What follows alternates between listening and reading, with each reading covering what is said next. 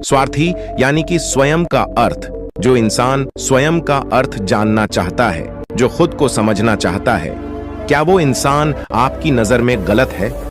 हम जब भी किसी को स्वार्थी कहते हैं तो उसका मतलब तो यही होता है कि वो आदमी स्वयं का अर्थ समझना चाहता है। तो फिर वो गलत कैसे हुआ? स्वार्थी शब्द दुनिया की नजर में, समाज की नजर में एक अलग ही नजरिए से समझा जाता है। अक्सर हम अपने आसपास ऐसे बहुत से लोगों को देखते हैं जो स्वभाव से बहुत अच्छे प्रतीत होते हैं, यानी कि सब लोगों की मदद करते हैं, सबसे अच्छा व्यवहार रखते हैं। लेकिन इसके साथ हमने ये भी देखा होगा कि ऐसे लोग जो स्वभाव के अच्छे होते हैं, दूसरों की मदद करते हैं, वो दुखी भी ज्यादा रहते हैं, और जो लोग स्वार्थी होते हैं वो फलते फूलते चले जाते हैं। तो ऐसे में परमात्मा की सत्ता पर उंगली उठाना निश्चित है। लेकिन अगर ये सत्य है तो हमें कौन सा मार्ग अपनाना चाहिए? क्या हम भी दूसरों के जैसे बन जाएं? पता नहीं आप में से कितने लोग ये मानते हैं कि अच्छे लोग जीवन में बहुत दुखी रहते हैं, लेकिन इसके पीछे का सत्य क्या है? अगर हम इसके पीछे का सत्य नहीं जानेंगे, नहीं पहचानेंगे, तो कहीं ना कहीं हमारा अवचेतन मन भी बुराई की तरफ झुक जाएगा। इसीलिए अपने मन में ऐसे विचार पनपने से पहले इस बात की पूरी सच्चाई, पूरा निष्कर्ष निकाल लें, ताकि भविष्य में आपको अपने अच्छे होने पे पश्चाताप ना हो, दुख ना हो। आज की जो बौद्ध कहानी में आपको सुनाने वाला हूं, उसमें आपको 5 ऐसे तरीके पता चलेंगे जिसके माध्यम से अगर आप कर्म करते हैं तो आप अच्छे कर्म भी कर पाएंगे और दुखी भी नहीं होंगे। एक गांव में आनंद नाम का एक युवक रहता था। उसका भरा पूरा परिवार था। उसके 2 बच्चे थे, उसकी पत्नी थी, लेकिन उसके माता पिता इस दुनिया से चल बसे थे। इसीलिए पूरे परिवार की जिम्मेदारी उसी के कंधों पर थी। बच्चे अपनी पढ़ाई करते थे और उसकी पत्नी अपने घर गृहस्थी के कामों के साथ सारा गाय, भैंस, बकरी इत्यादि का दूध बेचकर अपना घर चलती थी। और आनंद पहाड़ में पत्थर तोड़ने का काम करता था। मेहनत भरा काम था। पूरे दिन काम करता तो रात को थक कर घर पर वापस लौटता। लेकिन इतनी मेहनत करने के बाद भी अगर आनंद को गांव का कोई भी आदमी मदद के लिए बुलाता तो आनंद कभी भी नहीं करता था। उसके जीवन का एक ही सिद्धांत था, अगर मैं दूसरों की मदद करूंगा तो परमात्मा मेरा साथ देंगे, परमात्मा मेरे साथ कुछ बुरा नहीं होने देंगे। आनंद अपने इस सिद्धांत का पालन बहुत ही कड़ाई के साथ करता था। वह इस सिद्धांत पर इतना विश्वास करता था कि अगर कोई बाहर का आदमी उससे मदद मांग ले तो वो अपने घर का काम भी अधूरा छोड़कर उस आदमी की मदद करने के लिए पहुंच जाता था, जिसकी वजह से उसकी पत्नी बहुत परेशान रहती थी। वो अक्सर आनंद को समझाने की कोशिश करती थी कि सबसे पहले अपना काम करो, अपने परिवार को देखो, 2-2 बच्चे हैं हमारे और फिर भी तुम दूसरों के काम करने में लगे रहते हो। अरे अपने घर को तो संभालो, अपना घर संभाल नहीं रहा, दूसरों की मदद करने चले हैं। और जब ऐसी ऐसी बातें आनंद के कानों में पड़ती तो उसके हृदय में कांटा चुभने लगता था और उन दोनों में लड़ाई झगड़ा शुरू हो जाता था।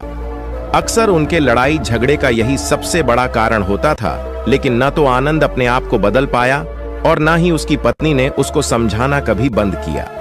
इसी वजह से आए दिन उनके घर में क्लेश होता रहता था। जहां तक उस गांव वालों की बात थी तो वो आनंद के स्वभाव को जानते थे और वो जानबूझकर जो काम आसान भी होता था, जो उनके सामर्थ्य में भी होता था, उस काम के लिए भी वो आनंद को बुलाते थे ताकि उन्हें कम मेहनत करनी पड़े।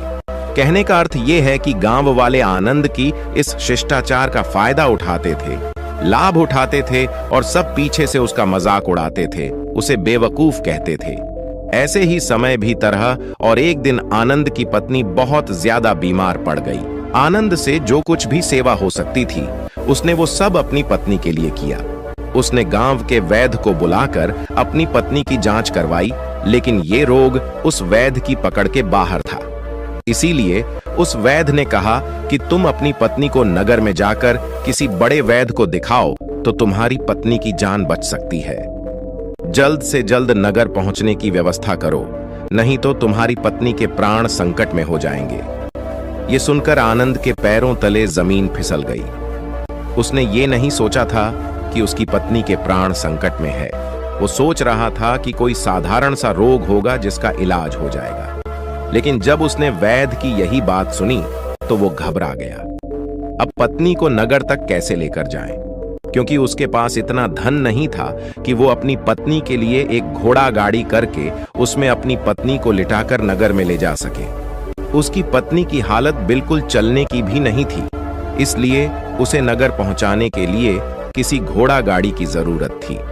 संयोग से उसके पड़ोसी धनमू के पास एक घोड़ा गाड़ी थी। वो अक्सर व्यापार के लिए अपनी घोड़ा गाड़ी नगर में लेकर जाया करता था। इसीलिए आनंद के मन में विचार आया कि मैं धनमू की घोड़ा गाड़ी ले सकता हूँ। मैं धनमू की इतनी मदद करता हूँ, कभी उसके काम को नहीं टालता, तो वो तो मेरे काम को कभी मना ही नहीं कर सकता। और यही सोचकर वो घोड़ा गाड़ी लेने के लिए धनमू के पास पहुंच जाता है। लेकिन धनमू बहुत ही चालाक इंसान था। वो बिना किराए के अपनी घोड़ा गाड़ी अपने सगे संबंधियों के लिए भी नहीं ले जाता था, तो आनंद की तो दूर की बात रही।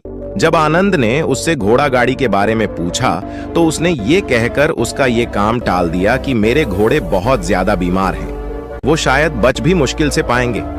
5 दिनों से वो कुछ नहीं खा रहे, तो ऐसे में बेचारा घोड़ा गाड़ी लेकर कहाँ नगर तक पहुंच पाएगा। हाँ, अगर तुम कुछ धन की व्यवस्था कर सकते हो तो मैं अपने एक मित्र की घोड़ा गाड़ी तुम्हारे लिए मंगवा सकता हूँ। ये सुनकर आनंद परेशान और चिंतित हो गया, क्योंकि उसके पास धन तो था ही नहीं। इसका मतलब उसकी पत्नी बड़े नगर में वैद्य के पास इलाज के लिए पहुंच ही नहीं पाएगी। उलझन भरे हुए विचार लिए हुए जब आनंद वापस आ रहा था तो उसने एक दिल दहलाने देने वाला दृश्य देखा। उसने देखा कि धनमू के घोड़े, जो धनमू के अनुसार बीमार थे और कुछ खा भी नहीं रहे थे, वहीं घोड़े गांव का ही एक युवक उसकी बांट से खोलकर बाहर ला रहा था और गाड़ी में उसको जोत रहा था। ये देखकर पहले तो आनंद को कुछ समझ में नहीं आया। उसके बाद जब आनंद ने उस युवक से पूछा तो उसने बताया कि धनमू ने ये घोड़ा गाड़ी उसे किराए पर दी है। यह सुनकर आनंद का दिल टूट गया। उसने कभी सपने में भी नहीं सोचा था कि उसका सबसे अच्छा मित्र धनमू उसके साथ ऐसा कर सकता है। हालांकि ये इस बात पर दुखी होने का वक्त नहीं था, इसीलिए आनंद वहां से जल्दी से लौट जाता है और गांव के ही एक सेठ के पास जाकर कुछ धन उधार लेकर धनमू को दे देता है। धनु अपने मित्र की घोड़ा गाड़ी मंगवा देता है, जिसके बाद वो अपनी पत्नी को वैद्य के पास नगर में ले जाता है। जब उसकी पत्नी का इलाज चल रहा था तो आनंद यही सोच रहा था कि एक वो दिन था जब धनमू की बेटी बीमार हो गई थी और धनमू यहाँ पर नहीं था, तो मैं पूरी रात वैद्य जी के पास उसके लिए बैठा रहा था, उसकी देखरेख की थी, उसकी सेवा की थी। इतने दिनों तक धनमू नहीं आया था, तब मैं ही उसके परिवार की देखरेख किया करता था। हाय, कैसा दुर्भाग्य है ये, जिसके लिए मैंने इतना कुछ किया। उसने एक घोड़ा गाड़ी देने से मुझे मना कर दिया, और वो भी तब जब मेरी पत्नी जिंदगी और मौत के साथ खेल रही थी। कुछ देर बाद वैद्य बाहर आकर आनंद को एक बहुत बुरी खबर देता है। वो आनंद को बताता है कि उसकी पत्नी को कर्क रोग हो चुका है और इसका कोई भी इलाज नहीं है। उसके पास कुछ समय ही शेष बचा है। ये सुनकर आनंद दुखी होकर वहीं जमीन पर बैठ गया। उसकी पूरी दुनिया उजड़ने वाली थी और उसे कोई रास्ता नजर नहीं आ रहा था। कुछ समय बाद उसकी पत्नी चल बसी और अब दोनों बच्चों की जिम्मेदारी उसके कंधों पर आ गई थी। लेकिन यहाँ पर आनंद के सारे सिद्धांत टूट चुके थे, उसके सारे भ्रम खत्म हो चुके थे। अब उसके दिमाग में एक ही बात थी कि अच्छा कर्म करने से परमात्मा साथ नहीं देता, बल्कि बुरे लोग फलते फूलते हैं, और इस बात का मैं सबसे बड़ा गवाह हूँ। ये विचार अक्सर उसके दिमाग में चलते रहते थे और इसी वजह से उसका मन धीरे धीरे संन्यस्त हो गया, देश दुनिया से दूर हट गया। और एक दिन ऐसा भी आया जब वो अपने बच्चों को अपने रिश्तेदारों के पास छोड़कर इस देश दुनिया को त्याग कर एक सन्यासी बनने के लिए घर से निकल पड़ा। उसने गांव में किसी को कुछ नहीं बताया। किसी को नहीं पता था कि आनंद अचानक कहां गायब हो गया। सन्यास की दीक्षा लेने के लिए वो एक बौद्ध भिक्षु के पास पहुंचता है। बौद्ध भिक्षु उस समय ध्यान में बैठे हुए थे। ध्यान से बाहर आने के बाद वो बड़े ध्यान से आनंद के चेहरे को देखते हैं और उससे सन्यासी बनने का कारण पूछते हैं। इस पर आनंद उन्हें अपनी पूरी आपबीती सुना देता है और कहता है कि हे महात्मा, इस दुनिया से मुझे कुछ भी हासिल नहीं हुआ। मेरा मन इस दुनिया से विरक्त हो चुका है। जब अपने दोस्तों ने ही मेरा साथ नहीं दिया तो इस दुनिया में रहने का क्या मतलब, और इसी वजह से मैं सन्यासी बनना चाहता हूं। ये सुनने के बाद बौद्ध भिक्षु ने उपदेश देना शुरू किया। उन्होंने कहा कि याद रखना बेटा, जीवन से विरक्त होकर सन्यासी बनना तुम्हें परम सुख तक कभी नहीं पहुंचा सकता, परमानंद तक कभी नहीं पहुंचा सकता। तुम दुनिया से अपने मन पर एक बोझ लेकर विरक्त हुए हो। तुम दुनिया से परमात्मा की खोज करने के लिए विरक्त नहीं हुए हो। इस भ्रम में कभी मत रहना। तुम संसार से विरक्त हुए हो क्योंकि संसार ने तुम्हें धोखा दिया, ऐसा तुम्हें लगता है। इसीलिए तुम परमात्मा पे कभी विश्वास नहीं कर पाओगे और ना ही उन पर अपनी पूर्ण आस्था बना पाओगे। इसीलिए सन्यासी होने का भी तुम पूरा लाभ कभी नहीं उठा पाओगे। सन्यासी होने का लाभ तब मिलता है जब हमारी प्रभु में, परमेश्वर में, परमात्मा में पूर्ण आस्था बन जाती है। मैं तुमसे पूछता हूं, क्या तुम्हारी आस्था परमात्मा में है? ये सुनकर आनंद कहता है कि हे महात्मा, मैं तो दुनिया देख कर आया हूं कि जो बुरे कर्म करता है वो फलता फूलता है और जो अच्छा काम करता है उसे कुछ भी नहीं देता। परमात्मा उसे दुख ही दुख देता है। इसीलिए मैं परमात्मा पर अपनी पूर्ण आस्था कैसे बना सकता हूं? यह सुनकर उस बौद्ध भिक्षु ने कहा कि यही तो मैं तुम्हें समझाना चाहता हूं कि तुम पूरी ऊर्जा अपनी सन्यासी जीवन में लगाओ और उसके बाद भी तुम्हें फल प्राप्त ना हो तो तुम्हें कैसा लगेगा। इसीलिए किसी की भी मदद करने के लिए मैं 5 सिद्धांत तुम्हें बताता हूं। ये 5 सिद्धांत समझकर संसार में वापस लौट जाओ और संसार में एक ग्रस्त जीवन जियो। उसके बाद ही सन्यासी जीवन का उदय होता है। जब हम अपने ग्रस्त जीवन को पूर्ण रूप से समझ लेते हैं और अपनी जिम्मेदारियों का निर्वाह कर देते हैं।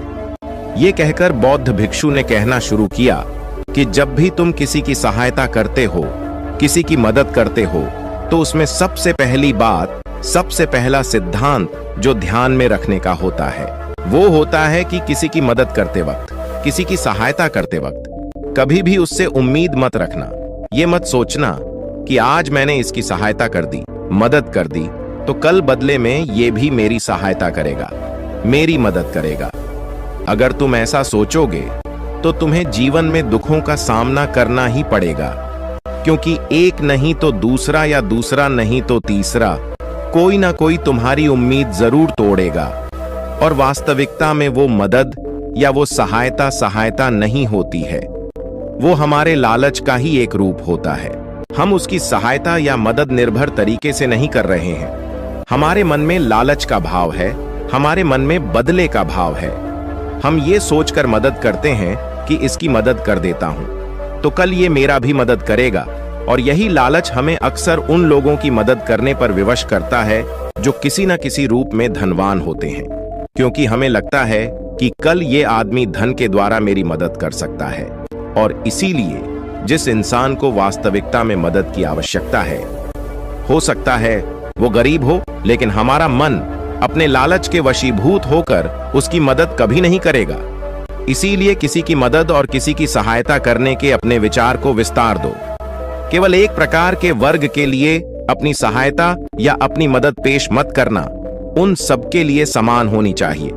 जरा सोचो, एक तरफ तुम्हारा मित्र हो जिसके पास धन है, संपदा है, और दूसरी तरह कोई गरीब औरत हो जो भूखी बैठी हुई है। तुम्हारा दोस्त तुमसे कहता है कि यार आज तो खाने के लिए अच्छे अच्छे पकवान मंगवा लो बाजार से, और दूसरी तरफ वो औरत तुमसे 2 सूखी रोटी मांग रही है, तो तुम किसकी मदद करोगे? कौन मदद का हकदार सबसे पहले है? सबसे पहले हमारा कर्तव्य बनता है कि उस औरत की भूख मिटाए, लेकिन अक्सर इंसान ऐसे नहीं सोचता। वो अपने दोस्त को तो खिला देगा, उसको तो बाजार से बहुत महंगी वस्तु मांगा के दे देगा, लेकिन किसी गरीब को उसकी भूख मिटाने के लिए पैसा या धन नहीं देगा।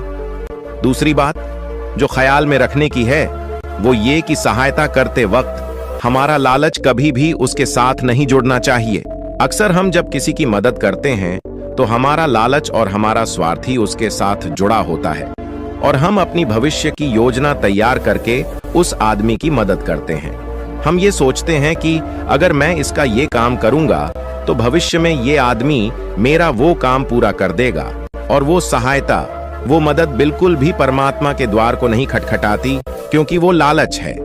जाहिर है आप अपने आप को धोखा देने के लिए अपने लालच को एक सहायता, एक मदद का रूप दे रहे हैं। तीसरी बात जो ख्याल रखने की है वो ये कि अपने सामर्थ्य के हिसाब से दूसरे की मदद करो।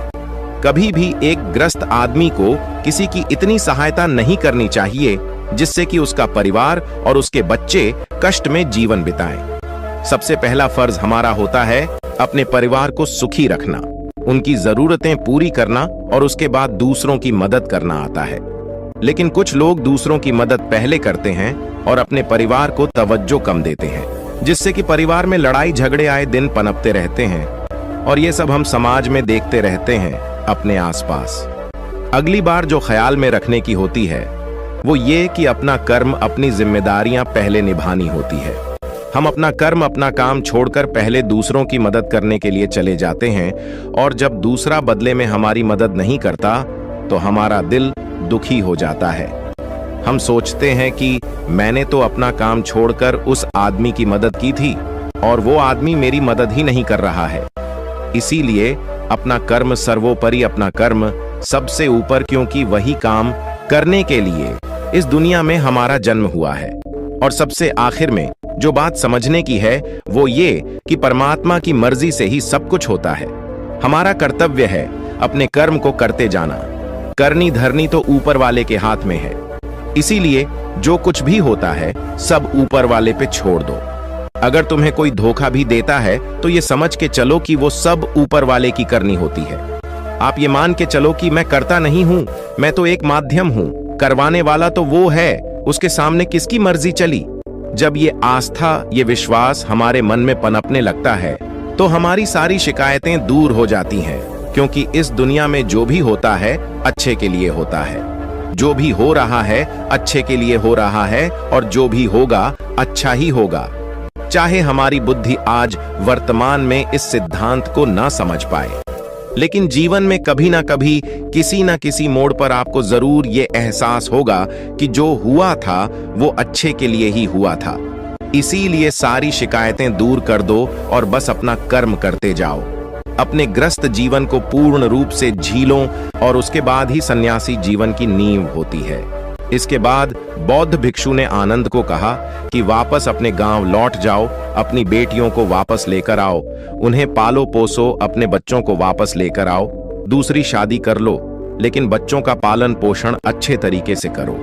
ये सुनकर आनंद अपने बच्चों के साथ अपने गांव में वापस लौट आता है। गांव में किसी को खबर नहीं थी कि आनंद कहां पर गया हुआ था और वो क्या ज्ञान लेकर वापस लौटा है। लेकिन अगले दिन सुबह सुबह गांव वालों ने आनंद के चेहरे पर एक अलग ही चमक, एक अलग ही आभा पाई। भगवान शिव कहते हैं, अगर अकेलापन है तो उसे एक वरदान समझो, क्योंकि परमात्मा ने तुम्हें खुद में सुधार लाने का थोड़ा अधिक समय दे दिया। अब मैं जो कहानी सुनाने जा रहा हूं आखिरी तक जरूर सुने। किसी गांव में एक बहुत ही ज्ञानी पंडित रहता था। एक दिन वह अपने बचपन के दोस्त से मिलने के लिए दूसरे गांव में जा रहा था। उसका वह दोस्त बचपन से ही गूंगा और एक पैर से अपाहिज था। उस पंडित के गांव से उसके दोस्त का घर काफी दूर था। वहां जाने के लिए बीच बीच में कई सारे छोटे छोटे गांव पड़ते थे। पंडित रास्ते में अपनी धुन में चला जा रहा था। चलते चलते उसकी मुलाकात एक व्यक्ति से होती है। वह भी पंडित के साथ चलने लगता है। उस आदमी को देखकर पंडित बहुत खुश हो जाता है। उसने सोचा, चलो अच्छा हुआ, साथ साथ चलने से उसका सफर आसानी से कट जाएगा। बात की शुरुआत करने के लिए उस पंडित ने उस व्यक्ति से उसका नाम पूछा तो उसने अपना नाम धर्मराज बताया। पंडित को यह नाम कुछ अजीब सा लगा, लेकिन उसने नाम के विषय में कुछ और पूछना उचित नहीं समझा। दोनों धीरे धीरे साथ में चल रहे थे। तभी रास्ते में एक गांव आता है। गांव का प्रवेश द्वार आते ही धर्मराज ने पंडित से कहा, तुम आगे चलो, मुझे इस गांव में एक काम है, मैं तुमसे आगे मिलता हूं। पंडित ने कहा, ठीक है। वह आगे रिश्ते में चल देता है। कुछ देर बाद उस गांव में खबर फैली कि एक व्यक्ति को सांड ने अपनी सींग में फंसाकर मार दिया है। जैसे ही सांड ने उस व्यक्ति को मारा, ठीक कुछ ही देर में धर्मराज पंडित के पास आ गया। फिर दोनों चलना शुरू कर देते हैं और चलते चलते एक दूसरे गांव के द्वार पर पहुंच जाते हैं। उस गांव के बाहर एक बड़ा और विशाल मंदिर बना हुआ था। वहां पर आराम करने की सुविधा काफी बढ़िया लग रही थी। पंडित के दोस्त का घर अभी वहां से बहुत दूर था और रात भी होने वाली थी। तो पंडित ने धर्मराज से कहा, रात होने वाली है। पूरे दिन चलते चलते थक भी चुके हैं और भूख भी लग रही है, तो यहाँ पर भोजन करके यहीं पर हम विश्राम कर लेते हैं। फिर सुबह के समय आराम से आगे की यात्रा जारी करेंगे। धर्मराज ने कहा, ठीक है, मुझे इस गांव में किसी को कुछ जरूरी सामान देने जाना है। तुम भोजन करके आराम करो, मैं बाद में आकर भोजन कर लूंगा। इतना कहकर वह वहां से चला जाता है। लेकिन उसके जाते ही कुछ ही देर बाद धुआं उठता हुआ दिखाई देता है और देखते ही देखते पूरे गांव में आग लग जाती है। पंडित ने हैरानी से सोचा कि यह धर्मराज जहां भी जाता है वहां कोई ना कोई अनहोनी जरूर हो जाती है। कुछ तो गड़बड़ है इस व्यक्ति में। लेकिन पंडित ने रात्रि में धर्मराज से कुछ भी पूछना उचित नहीं समझा। सुबह होते ही दोनों फिर से अपनी यात्रा शुरू कर देते हैं। कुछ देर चलने के बाद रास्ते में फिर से एक गांव आता है। धर्मराज ने फिर पंडित से कहा, आप आगे चलिए, मुझे इस गांव में अपने मित्र से मिलने जाना है। मैं अपने दोस्त से मिलने के बाद आगे रास्ते में मिलूंगा। यह कहकर धर्मराज वहां से चला गया। लेकिन पंडित इस बार आगे नहीं गया। वहीं खड़ा होकर धर्मराज को देखता रहा कि वह कहां जा रहा है और क्या करता है। तभी थोड़ी देर बाद लोगों की आवाज सुनाई देने लगी कि एक व्यक्ति को सांप ने काट लिया है और उसकी मृत्यु हो गई है। ठीक उसी समय धर्मराज फिर पंडित के पास पहुंच गया। लेकिन इस बार पंडित से रहा नहीं गया और उसने धर्मराज से पूछ ही लिया कि तुम जिस भी गांव में जाते हो वहां कोई ना कोई अनहोनी जरूर हो जाती है। क्या तुम मुझे बता सकते हो ये ऐसा क्यों हो रहा है? धर्मराज ने कहा, पंडित जी, आप तो मुझे बहुत ज्ञानी मालूम पड़े थे, इसीलिए मैं आपके साथ चलने लगा था, क्योंकि ज्ञानियों का साथ बहुत अच्छा होता है। परंतु आप अभी तक समझ नहीं पाए कि मैं कौन हूं। पंडित ने कहा, मैं समझ गया हूं, लेकिन मुझे कुछ शंका है। अगर आप ही अपना उपयुक्त परिचय दे दें तो मेरे लिए आसानी होगी। तब धर्मराज ने जवाब दिया कि मैं यमदूत हूं और यमराज की आज्ञा से उन लोगों के प्राण हरण करता हूं जिनकी उम्र पूरी हो चुकी है। हालांकि पंडित को पहले से ही इस बात की आशंका थी। फिर भी धर्मराज के मुंह से ये बातें सुनकर वह घबरा गया। लेकिन वह हिम्मत करके पूछता है कि अगर तुम सच में यमदूत हो तो मुझे बताओ, अगले मृत्यु किसकी है? धर्मराज ने जवाब दिया, अगली मृत्यु तुम्हारे उसी मित्र की है जिससे तुम मिलने जा रहे हो, और उसकी मृत्यु का कारण भी तुम ही बनोगे। ये बात सुनकर पंडित सहम गया और सोच में पड़ गया कि अगर सच में यह धर्मराज यमदूत हुआ तो उसकी बात भी सच होगी और उसके कारण मेरे बचपन के सबसे अच्छे मित्र की मृत्यु हो जाएगी। तो सबसे अच्छा तो यही होगा कि मैं अपने मित्र से मिलने ही ना जाऊं। कम से कम मैं उसकी मृत्यु का कारण तो नहीं बनूंगा। धर्मराज ने मुस्कुराते हुए कहा, तुम जो सोच रहे हो वो सब मुझे पता है, मगर तुम्हारे अपने मित्र से मिलने ना जाने से नियति नहीं बदल जाएगी। तुम्हारे मित्र की मृत्यु तो निश्चित है और वह अगले कुछ ही पलों में घटित होने वाली है। महाकाल के मुंह से ऐसी बातें सुनकर पंडित को झटका लगा, क्योंकि महाकाल ने पंडित के मन की बातें पढ़ ली थीं, जो कि एक सामान्य व्यक्ति के लिए संभव नहीं है। अब पंडित को विश्वास हो गया कि यह धर्मराज सचमुच में यमदूत ही है। जब पंडित को यह पूर्ण विश्वास हो गया कि धर्मराज जी यमदूत हैं, तो वह घबरा गया। वह अपने मित्र की मृत्यु का कारण नहीं बनना चाहता था, इसलिए वह पलटकर अपने गांव की तरफ वापस जाने लगा। लेकिन जैसे ही पंडित वापस जाने के लिए मुड़ा, उसने देखा कि उसका मित्र तेजी से उसकी तरफ चला आ रहा है, जो कि पंडित को देखकर अत्यंत प्रसन्न दिखाई पड़ रहा था। अपने मित्र के आने की गति को देखकर पंडित को ऐसा लगा कि जैसे उसका मित्र काफी देर से उसका ही पीछा कर रहा है। लेकिन वह बचपन से ही गूंगा था और एक पैर से लंगड़ा भी था, इसलिए ना तो वह पंडित को आवाज देकर रोक पाया था और ना ही उस तक पहुंच पा रहा था। लेकिन जैसे ही वह पंडित के पास पहुंचा, अचानक ही जमीन पर गिर पड़ा और उसकी मृत्यु हो गई। पंडित हक्का बक्का होकर धर्मराज की ओर देखने लगा, जैसे कि वह पूछना चाह रहा हो कि आखिर क्या हुआ। धर्मराज पंडित के मन में उठ रहे प्रश्नों को समझ गया और बोला, तुम्हारे मित्र ने पिछले गांव में ही तुम्हें देख लिया था और मैं वहीं से ही तुम्हारा पीछा कर रहा था, लेकिन गूंगा और लंगड़ा होने की वजह से वह तुम तक नहीं पहुंच पाया। उसने अपनी पूरी ताकत लगाकर तुम तक पहुंचने का प्रयास किया, लेकिन बुढ़ापे में बचपन जैसी ताकत नहीं होती, इसलिए हार्ट अटैक होने के कारण उसकी मृत्यु हो गई। क्योंकि वह तुमसे मिलने के लिए अपनी सीमाओं को तोड़कर तुम्हारे पीछे भाग रहा था। इसलिए अपने मित्र की मृत्यु का कारण भी तुम ही कहलाओगे। अब पंडित को पूर्णतः यह विश्वास हो गया था कि धर्मराज एक यमदूत है और उसका कार्य जीवों के प्राण हरना है। लेकिन पंडित एक ज्ञानी व्यक्ति था। वह यह भी जानता था कि मृत्यु पर किसी का वश नहीं है, सबको एक ना एक दिन मरना ही है। यही सोचकर उसने अपने आप को संभाल लिया। लेकिन अचानक ही पंडित के मन में अपनी मृत्यु के बारे में जानने की इच्छा हुई।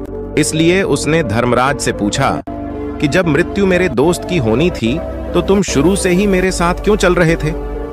यह प्रश्न सुनकर धर्मराज जोर से हंसा और बोला, मैं तो हर पल हर क्षण सभी के साथ चलता हूं, किंतु लोग पहचान नहीं पाते, क्योंकि लोगों के पास अपनी समस्याओं के अलावा किसी और व्यक्ति, वस्तु या घटना के बारे में सोचने, समझने या उसे देखने का समय ही नहीं होता।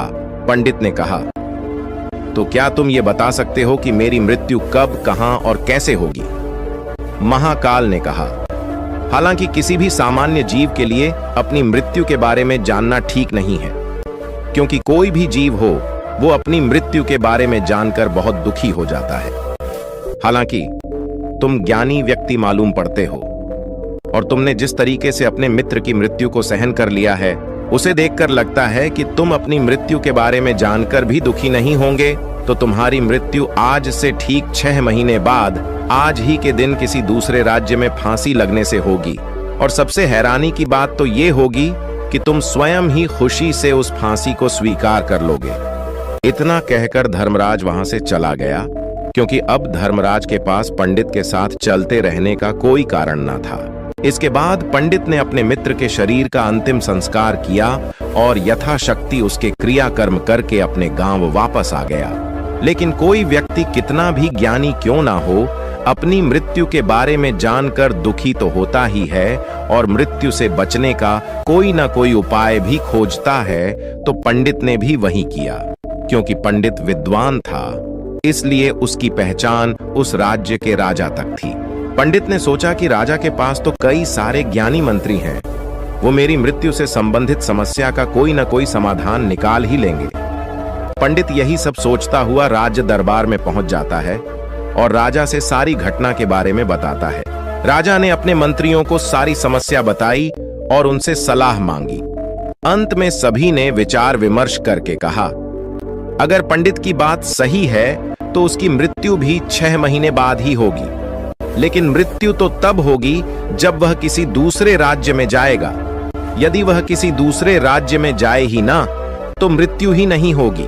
मंत्रियों की यह सलाह राजा को भी सही लगी। इसके बाद पंडित के रहने की सारी व्यवस्था महल में ही कर दी गई और राजा के आदेश के बिना उस पंडित से किसी को भी नहीं मिलने दिया जाता था। लेकिन पंडित कहीं भी आ जा सकता था, ताकि पंडित को यह ना लगे कि वो राजा की कैद में है। परंतु पंडित डर के मारे स्वयं ही कहीं आता जाता नहीं था। धीरे धीरे महीने गुजरे गए और पंडित की मृत्यु का समय नजदीक आने लगा और अंततः वह भी दिन आ गया जिस दिन पंडित की मृत्यु होनी थी। तो जिस दिन पंडित की मृत्यु होनी थी, उसकी एक रात पहले पंडित डर के मारे जल्दी ही सो गया, ताकि जल्दी से वह रात बीत जाए और अगला दिन आ जाए, ताकि मृत्यु टल सके। लेकिन पंडित को नींद में चलने की बीमारी थी और अपनी इस बीमारी के बारे में वह स्वयं ही नहीं जानता था। तो फिर राजा, मंत्री या किसी वैद्य को इसके बारे में बताने का कोई प्रश्न ही नहीं उठता। पंडित अपनी मृत्यु को लेकर बहुत चिंतित था। वह पिछले कई दिनों से ठीक है, सो भी नहीं पा रहा था और नींद में चलने की बीमारी भी तभी होती है जब व्यक्ति ठीक से सो नहीं पा रहा हो। तो उस रात भी पंडित को नींद में चलने का दौरा पड़ा। वह उठा और महल से निकलकर अस्तबल में गया, क्योंकि पंडित राजा का खास मेहमान था। इसीलिए किसी भी पहरेदार ने उसे नहीं रोका और ना ही किसी तरह की कोई पूछताछ की। अस्तबल में पहुंचकर वह सबसे तेज चलने वाले घोड़े की पीठ पर सवार होकर नींद में ही अपने राज्य की सीमा से बाहर दूसरे पड़ोसी राज्य में चला गया। इतना ही नहीं, वह दूसरे राज्य के राजा के महल में पहुंच गया। उस महल के पहरेदारों ने भी उसे नहीं रोका और ना ही कोई पूछताछ की। सभी लोग रात्रि का अंतिम प्रहार होने के कारण गहरी नींद में थे। वह पंडित सीधे राजा के सैन्य कक्ष में पहुंचा। जहां राजा और रानी सो रहे थे, वह पंडित वहीं जाकर सो गया। सुबह हुई तो राजा ने पंडित को रानी के बगल में सोया हुआ देखा तो है बहुत क्रोधित हो गया। राजा ने पंडित को कैद करने का आदेश दे दिया। पंडित गिरफ्तार हो गया, लेकिन पंडित तो भौचक्का था। उसे तो कुछ समझ नहीं आ रहा था कि आखिर वह दूसरे राज्य में और राजा के सैन्य में कैसे पहुंचा। लेकिन वहां उसकी ये सब सुनने वाला कोई नहीं था। राजा ने पंडित को दरबार में पेश करने का आदेश दिया। कुछ देर बाद उस पंडित को दरबार में लाया गया। पंडित को देखते ही राजा इतना आग बबूला हो गया कि उसे फांसी पर चढ़ा देने का हुक्म सुना दिया। फांसी की सजा सुनकर पंडित कांप गया, लेकिन फिर भी थोड़ी सी हिम्मत जुटाकर राजा से बोला, महाराज, मैं नहीं जानता कि मैं राजमहल तक कैसे पहुंचा। मैं यह भी नहीं जानता हूं कि आपके सैन्य कक्ष तक मैं कैसे आया और आपके महल के किसी पहरेदार या सैनिक ने मुझे रोका क्यों नहीं। लेकिन मैं इतना जरूर जानता हूं कि आज मेरी मृत्यु होनी थी और वो होनी भी जा रही है। राजा को यह बात थोड़ी अजीब लगी। उसने पंडित से पूछा, तुम्हें कैसे पता कि आज तुम्हारी मृत्यु होनी है? राजा के इस प्रश्न के जवाब में